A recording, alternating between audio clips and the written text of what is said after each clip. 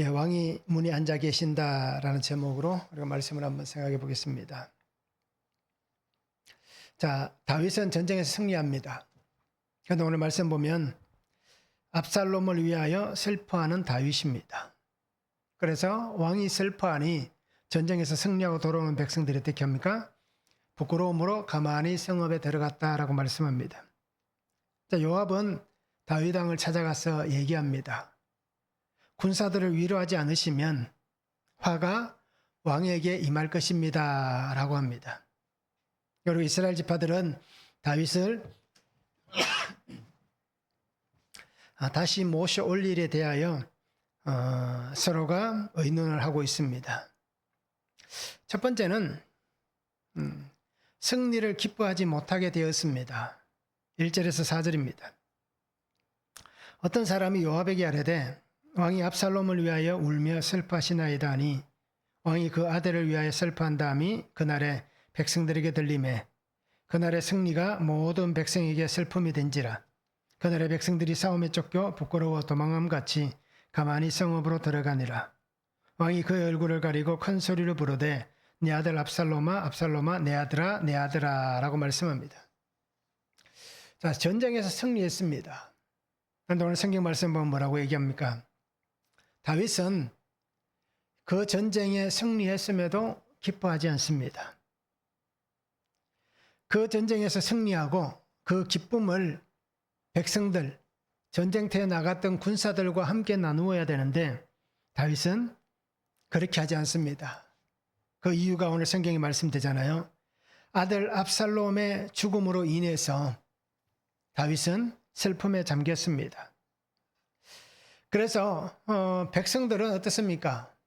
전쟁에서 승리해서 당연히 기뻐해야 되고 또 그 환호를 올려야 되는데 그날의 승리가 오히려 다윗 왕뿐 아니라 모든 백성들에게 슬픔이 되었다라고 그렇게 성경은 말씀을 합니다. 승리의 기쁨을 안고 감격을 가지고 돌아왔습니다. 그런데 슬퍼하는 왕을 보니까 어떻습니까? 자신들에게 있었던 웃음, 또 감사, 기쁨, 또 환호, 이 모든 것들이 다 사라져 버립니다. 그리고는 왕의 슬퍼하는 모습을 보면서 부끄러움 가운데 도망한 같이, 그러니까 승리를 해서 당당하게 돌아오다가 왕의 슬픔을 보고는 다들 부끄러움으로 도망감 같이 그렇게 가만히 성읍으로 들어갔다라고 얘기를 하고 있는 것입니다. 자, 한번 생각해 보시기 바랍니다. 다윗은 자신의 아들이 죽었지만 백성들은 어떻습니까? 자신이 믿고 따랐던 왕 다윗을 위해서 기꺼이 생명을 아끼지 않고 전쟁터로 나갔습니다. 그래서 자신과 또 나라를 위해서 그 전쟁터에 나간 그들, 죽음을 각오하고 그들이 나아가서 싸웠습니다. 그래서 이 군사들, 백성들은 어떻습니까? 자신의 생명을 내놓는 수고를 했습니다. 자신의 생명을 내놓는 희생을 했습니다. 그런데 다윗은 어떻습니까? 아들의 죽음이 자신의 눈을 가리고 귀를 닫게 합니다. 그리고는 백성들의 군사들의 수고와 희생을 보지 못하는 사람이 되어버렸습니다. 아들을 향하여 있는 그 마음 때문에 저 군사들의 희생을 가리게 되었다라는 것입니다. 이렇듯 무언가에 몰두하다 보면 주변에서 일어나는 일들에 대해서 무감각해질 수도 있고 때로는 마음이 다른 곳에 가 있을 수도 있는 것입니다. 눈이 가려지고 귀가 가려지니 어떤 일이 벌어집니까? 보아야 할 것을 보지 못하는 겁니다. 알아야 할 것을 알지 못하는 겁니다. 자기 때문에 많은 사람들이 피 흘리며 전쟁터에서 찢기고 상하고 또는 죽기도 하고 그렇게 고통하는 모습들을 가지고 돌아오고 있는 그 군사들, 어떻게 보면 이 다윗은 그것을 보면서 그 병사들을 위로하고 그들을 향하여서 자신이 정말 어떻게 보면 통곡할 수 있는 그런 상황이 되어야 되는데 그것을 보지 못했다라는 것입니다.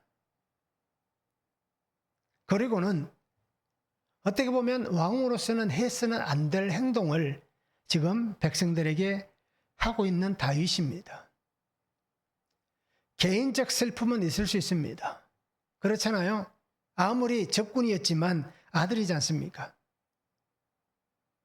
내가 낳은 내 아들이기 때문에 왕은 당연히 다윗은 아버지로서 그 슬픔을 정말 느끼고 그 슬픔을 표현하는 것은 맞습니다.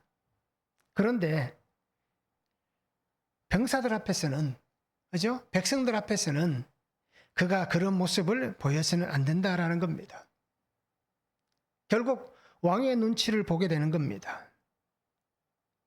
내가 이렇게 수고하고 희생해서 이렇게 찢기고 상한 마음으로 왔는데 위로받고 또는 어떤 안식을 얻어야 되는 그 상황에 오히려 왕의 눈치를 보면서 우리가 한 이 행동이, 우리가 한 이 수고가 죄를 지은 것 같은, 그래서 우리가 이 죄를 지었다라는 그 마음이 들어서 아무 말도 하지 못하고 그저 어떻습니까? 조용히 부끄러움 가운데 자신들의 장막으로 돌아가는 이런 일들을 하게 된 것입니다.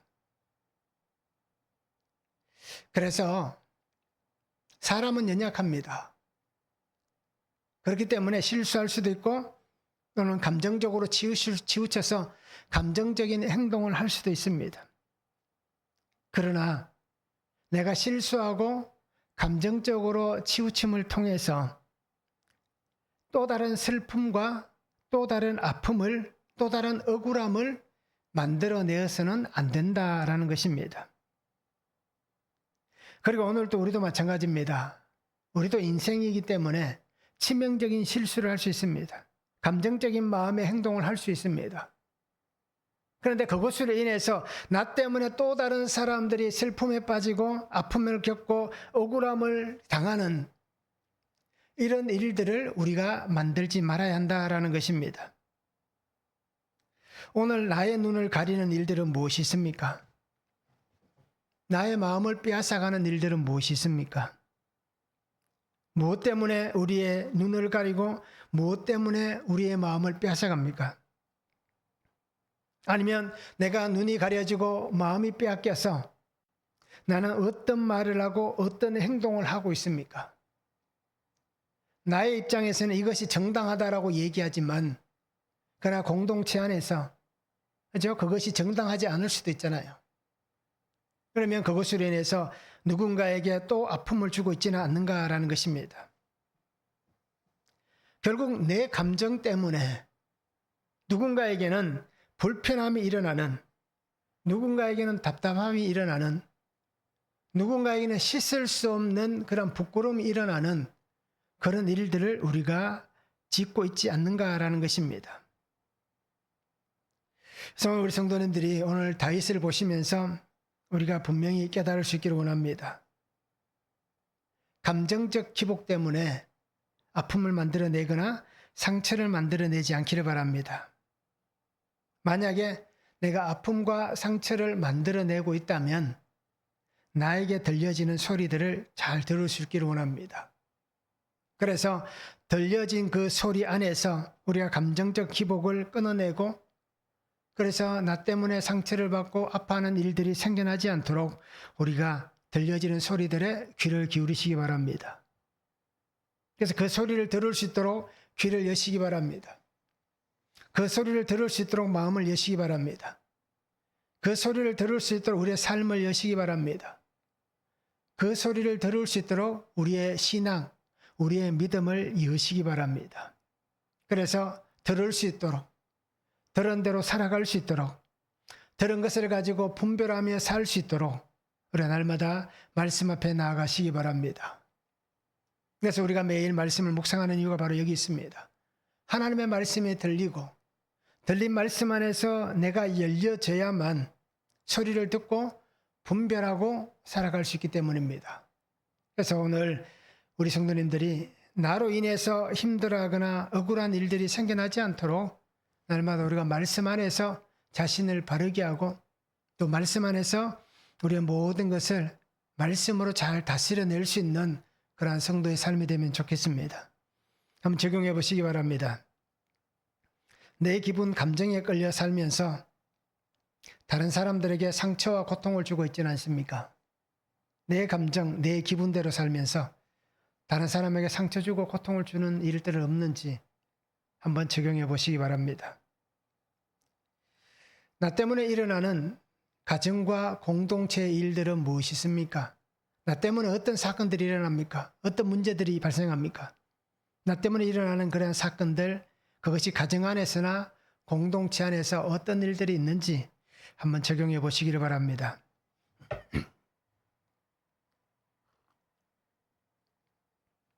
두 번째는 충고하는 소리를 들어야 합니다. 5절에서 8절입니다. 요압이 집에 들어가서 왕께 말씀드리되 왕께서 오늘 왕의 생명과 왕의 자녀의 생명과 첩첩과 비빈들의 생명을 구원한 모든 부하들의 얼굴을 부끄럽게 하시니 이는 왕께서 미워하는 자는 사랑하시며 사랑하는 자는 미워하시고 오늘 지휘관들과 부하들을 멸시하심을 나타내심이라. 오늘 내가 깨달으니 만일 압살롬이 살고 오늘 우리가 다 죽었다면 왕이 마땅히 여기실 뻔하였나이다. 이제 곧 일어나 나가 왕의 부하들의 마음을 위로하여 말씀하옵소서. 내가 여호와를 두고 맹세하옵나니 왕이 만일 나가지 아니하시면 오늘 밤에 한 사람도 왕과 함께 머물지 아니할지라. 그리하면 그 화가 왕이 젊었을 때부터 지금까지 당하신 모든 화보다 더욱 심하리이다 하니 왕이 일어나 성문에 앉음에 어떤 사람이 모든 백성에게 말하되 왕이 문에 앉아 계신다 하니 모든 백성이 왕 앞으로 나오니라. 이스라엘은 이미 각기 장막으로 도망하였더라. 자, 이 왕의 슬퍼하는 모습을 요압도 듣습니다. 또 그것을 봅니다. 그래서 오늘 성경에 기록하듯이 요압은 왕에게 나가서 직언, 충고를 합니다. 충언을 합니다. 충고라기보다는 충언이 맞다라고 생각합니다. 그래서 왕을 위해서 이렇게 많은 병사들이 수고했습니다. 그들이 왕을 위해서 또 왕의 자녀들을 위해서 첩첩과 비빈들의 생명을 구원하기 위해서 군사들이 백성들이 이렇게 나가서 싸웠는데 부하들의 얼굴을 부끄럽게 하셨다라고 얘기합니다. 그러면서 왕은 미워하는 자는 사랑하시고 사랑하는 자는 미워하십니다. 오늘 지휘관들과 부하들을 멸시하셨다라고 그렇게 충언을 합니다. 그러면서 요압은 다시 한번 얘기합니다. 내가 깨달았습니다. 차라리 압살롬이 살고 우리가 다 죽었으면 왕이 그것을 마땅히 여길 뻔했습니다 라고 얘기합니다. 그러면서 그 충언 속에 하나의 어떻게 보면 경고와 같은 얘기를 합니다. 왕께서 왕의 부하들의 마음을 위로해 주시지 않으면 오늘 밤에 한 사람도 왕의 곁에 있지 않을 것입니다. 만약 그렇게 되면 왕이 젊었을 때부터 지금까지 당하신 그 어떤 화보다 더 심한 화가 될 것입니다. 라고 하는 그 충언 속에 경고의 말까지 함께 더합니다. 자, 이 말을 들은 다윗은 어떻게 합니까? 요압의 말대로 성문 곁으로 나아갑니다. 성문에 가서 앉았다라는 표현은 왕이 백성들을 다스리는 자리에 나왔다. 백성들과 함께하기 위해서 그의 자리로, 그의 위치로 다시 나왔다라는 뜻입니다. 그래서 백성들은 그것을 보면서 왕 앞으로 나옵니다. 자신의 슬픔에 빠져서 다른 것이 보이지 않던 다윗에게 요압은 이렇게 충언을 합니다. 이 소리를 듣는 다윗의 마음은 어떻습니까? 편안하지는 않았을 거예요. 그렇잖아요. 어떻게 보면 내가 아들의 죽음을 슬퍼하지도 못하느냐? 아니면 요압을 향해서 또 다른 마음을 생각할 수도 있을 거예요. 그럼에도 다윗은 어떻습니까? 그래도 충고를 하니까 그 소리를 듣습니다. 그리고는 자신이 있어야 할 곳이 어딘지를 다시 한번 생각합니다. 그래서 그가 성문 앞으로 나아가는 것입니다. 잠언 17장 10절에 보면 이런 말씀이 있습니다. 한마디 말로 총명한 자에게 충고하는 것이 매 100대로 미련한 자를 때리는 것보다 더욱 깊이 박히느니라. 지혜로운 사람, 총명한 사람에게는 그죠? 충고 한마디가 낫다라는 겁니다. 매 100대를 맞는 어리석은 사람, 미련한 자보다 오히려 그 충고 한마디가 그 총명한 자에게 더 깊이 박힌다 라고 얘기하고 있는 것입니다. 자, 오늘 다윗을 보면 그것을 우리가 알 수 있는 거예요. 다윗이 지혜롭고 총명한 자이기에 이 한마디의 총명한 말을 듣고 충고의 말을 듣고 그가 깨닫고 다시 돌아오는 것입니다. 그래서 나의 슬픔에서 일어나서 내가 있어야 될 자리, 나를 기다리는 자리로 그가 나아가는 것입니다. 우리도 분명히 알듯이 다윗도 어떻습니까? 슬픔으로 인해서 위로를 받아야 될 사람입니다. 왕으로서 백성들을 위로하고 그들이 전쟁에서 수고한 것을 치하하는 자리에 있어야 되는 것도 당연하지만 어떻게 보면 다윗도 위로를 받아야 하는 자리입니다. 그런데 만약에 다윗이 슬퍼하는 것보다 백성들이 돌아올 때에 그들을 위로하고 그들의 수고를 치하하는 곳에 먼저 나가 있었다면 아마 이 백성들이 다윗을 위로하지 않았을까요? 이 아들을 잃은 그 다윗 왕을 바라보면서 그죠? 슬퍼하지 않는 그 왕을 보면서 백성들이 더 슬퍼할 수도 있었을 거예요. 우리 때문에 왕이 그 슬픔을 억누르고 그죠? 우리를 맞이하는구나. 그러면 오히려 서로가 서로를 위로할 수 있는 그 은혜가 임할 수 있었을 텐데 다윗은 그렇지 못했다는 겁니다. 오늘 우리가 분명히 기억하시기 바랍니다. 다윗도 마찬가지입니다. 나를 위해서 목숨을 바친 한 사람 한 사람을 자신의 생명과 같이 존귀하게 여겨야 됩니다. 그런데 다윗은 지금 이 순간에는 그렇게 하지 못했습니다. 평소에 다윗의 모습과는 다르다는 겁니다. 그리고 오늘 우리는 누구에게 쓰든지 나에게 충원하는 소리가 들린다면 아니면 하나님의 말씀이 내게 들려진다면 그 말씀을 듣고 우리의 삶에 우리의 신앙에 하나님 앞에 응답할 수 있는 그러한 성도가 되면 좋겠습니다. 내 마음을 찌르고 내 삶을 찌르는 소리가 분명히 있습니다. 그리고 우리는 하나님의 사랑을 받고 하나님의 은혜를 받은 사람답게 하나님의 말씀 안에서 우리가 살아가면서 말씀이 나를 깨우고 말씀이 나를 일으키고 말씀이 나를 새롭게 한다면 그 말씀 앞에 반응하며 그 말씀으로 살아낼 수 있는 그러한 성도가 되시기를 바랍니다. 그래서 우리는 하나님의 말씀을 받은 사명자로서 내가 지켜야 될 사명의 자리가 분명히 있습니다. 그러면 우리는 슬픔이 있고 아픔이 있고 삶의 여러 가지 사건들이 있을 때에 그 수많은 이유들 속에 분명히 이유가 있겠지만 그래도 나는 하나님의 부름을 받은 하나님이 세운 사람이기에 내가 받은 이 사명, 이 사명의 자리에 나에게 어떤 삶의 사건들, 아픔이 생겨난다 할지라도 우리는 이 사명의 자리를 잃어버리거나 소홀히 대해서는 안 된다라는 것입니다. 그래서 어떤 순간에도 우리는 이 자리를 지켜낼 수 있어야 되는 거예요. 마음이 찢어지고 고통에 몸부림치는 그 상황 속에서도 하나님이 내게 주신, 내게 맡기신 그 자리라면 그 자리를 우리는 지켜가야 하는 것입니다. 이것이 바로 사명의 사람들의 삶인 것입니다. 그래서 매일 말씀을 통하여서 하나님 나를 깨우십니다. 매일 말씀을 통해서 하나님이 나를 일어서게 하십니다. 그러면서 주시는 그 구속의 말씀, 구속사의 말씀이 들려지게 하셔서 그 말씀을 듣고 살아가는 삶으로 인도해 주시는 겁니다. 그리고 오늘 우리 성도님들이 어떤 상황에 있다 할지라도 그죠? 한번 하나님이 내게 주신 이 사명, 이 은혜 잃어버리지 않기를 바랍니다. 끝까지 잘 감당할 수 있는, 끝까지 잘 이행할 수 있는 그러한 성도가 되면 참 좋겠습니다. 한번 적용해 보시기 바랍니다.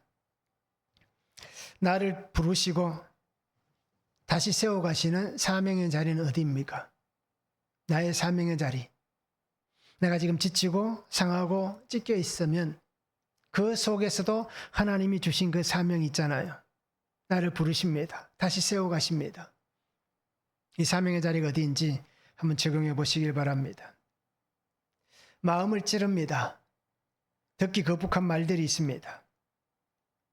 그런 말을 들을 때 나는 어떻게 반응하십니까? 어떤 말로 반응하십니까? 어떤 행동으로 반응하십니까? 한번 적용해 보시면 좋겠습니다.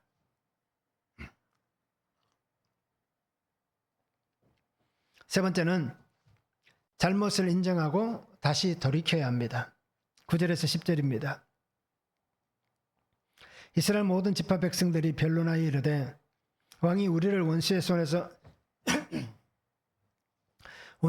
구원하여 내셨고 또 우리를 블레셋 사람들의 손에서 구원하셨으나 이제 압살롬을 피하여 그 땅에서 나가셨고 우리가 기름을 부어 우리를 다스리게 한 압살롬은 싸움에서 죽었거늘 이제 너희가 어찌하여 왕을 도로 모셔올 일에 잠잠하고 있느냐라고 말씀합니다.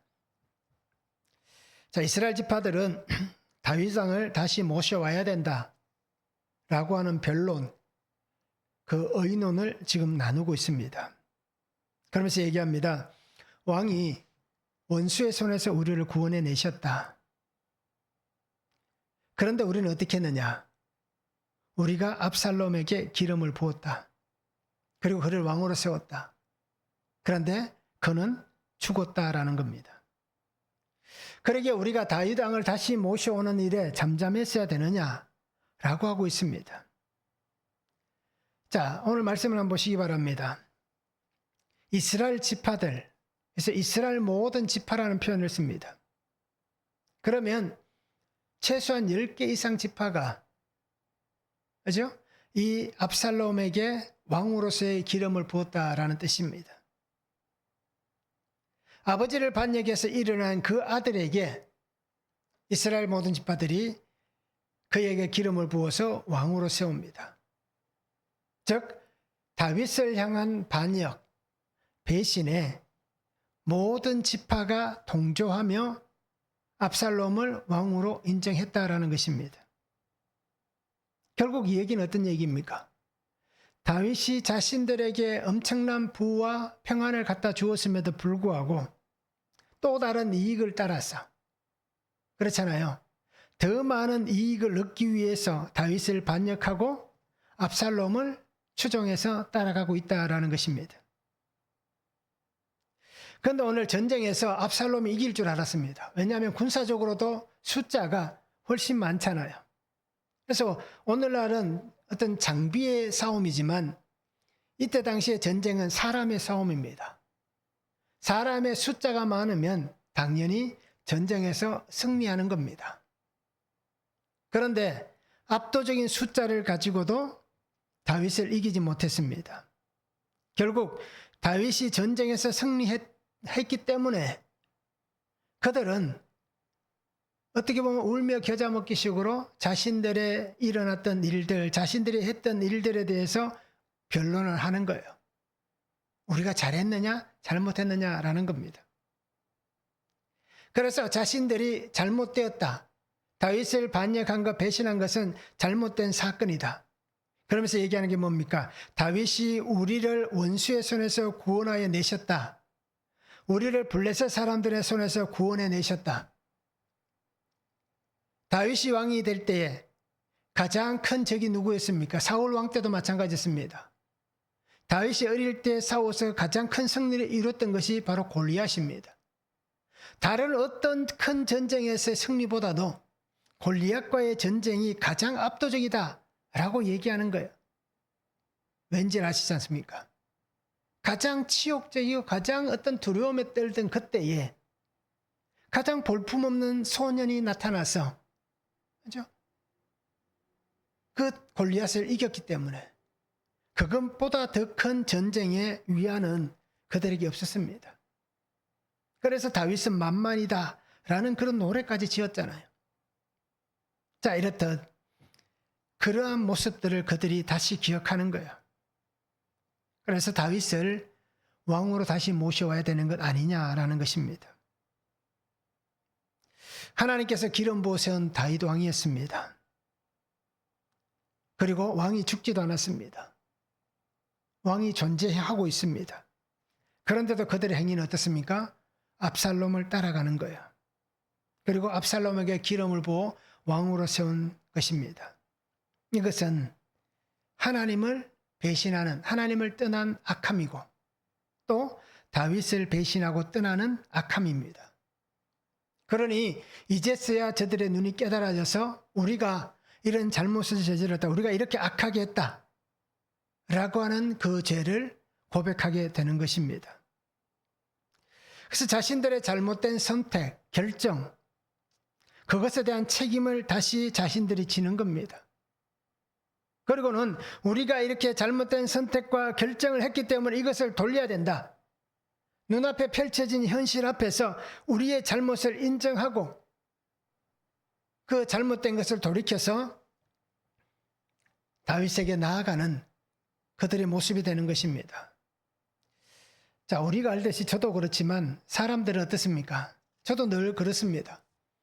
자신이 선택하고 결정한 것에 대해서 마음을 잘 바꾸지 않습니다. 아무리 주위에서 잘못됐다 하더라도 내가 생각할 때 내 판단이 옳다면, 내 결정이 옳다면 다 잘못됐다라고 얘기해도 그것을 그대로 밀고 나가는 것이 사람입니다. 왜 그런지 다 알잖아요. 나중에는 분명히 자존심이 걸려있기 때문에 그것을 더 바꾸지 못하는 겁니다. 그러기에 이렇게 어떻습니까? 자신들의 선택하고 결정한 것에 대해서 마음을 바꾼다는 것, 참 쉽지 않은 행동인 거예요. 끝까지 고집할 수 있습니다. 고집을 피울 수 있습니다. 결국 그 고집으로 해서 자신이 흥할 수도 있고 패할 수도 있는 것입니다. 그런데 이들은 어떻게 합니까? 자신들의 그 어떤 아집을, 그 잘못된 선택 결정을 인정하고 그 마음을, 행동을 바꾸고 있는 이스라엘 사람들의 모습입니다. 그리고는 우리는 무언가를 결정하고 선택하기 이전에 항상 어떻습니까? 내가 선택하고 결정하는 이것이 올바른가? 라고 하는 물음을 가져야 하는 것입니다. 그럼 누구에게 묻느냐? 하나님께 우리가 날 기도하면서 말씀을 묵상하면서 큐티하면서 말씀 안에서 물어보는 거예요. 하나님, 내가 선택하고 결정하는 이것이 과연 올바른 것입니까? 하나님 기뻐하시는 것입니까? 하나님께서 원하시는 길입니까? 라고 묻고 하나님의 은혜를 구하는 삶이 되어야 하는 것입니다. 그래서 우리는 항상 말씀 앞에 있어야 되는 이유가 바로 여기 있는 겁니다.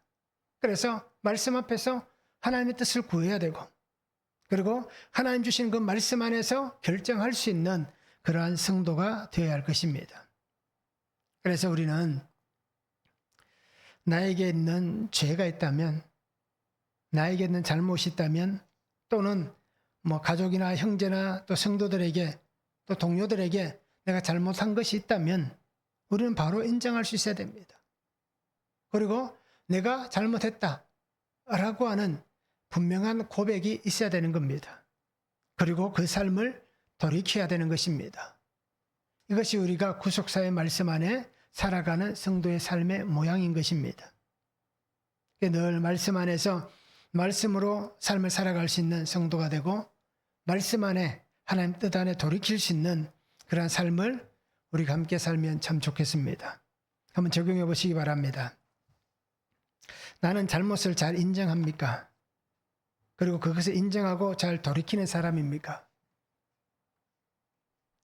아니면 끝까지 고집하고 그렇게 아집을 부리는 사람입니까? 내 결정이 맞다고 하진 않습니까? 한번 적용해 보시기 바랍니다. 매일 말씀으로 인도함을 받아야 할 삶이란 것을 인정하십니까? 어떻습니까? 한번 적용해 보시기를 바랍니다. 감정과 현실이라는 자리가 아닙니다. 감정적으로 우리가 삶을 살아가서는 안 됩니다. 그래서 우리는 감정과 현실이라는 자리가 아니라 사명의 자리, 하나님 내게 주신 이 사명의 자리를 지키는 성도가 되어야 됩니다. 그래서 매일 말씀이 나를 인도하시는 대로, 말씀이 나를 이끄시는 대로 말씀 앞에 나아가시기 바랍니다. 그리고 말씀 앞에 나 자신을 바르게 세우시기 바랍니다. 그리고 말씀 안에서 나에게 주시는 그 음성을 듣고 날마다 예수님과 함께 믿음으로 잘 살아낼 수 있는 그런 성도가 될 수 있기를 예수님 이름으로 축복합니다.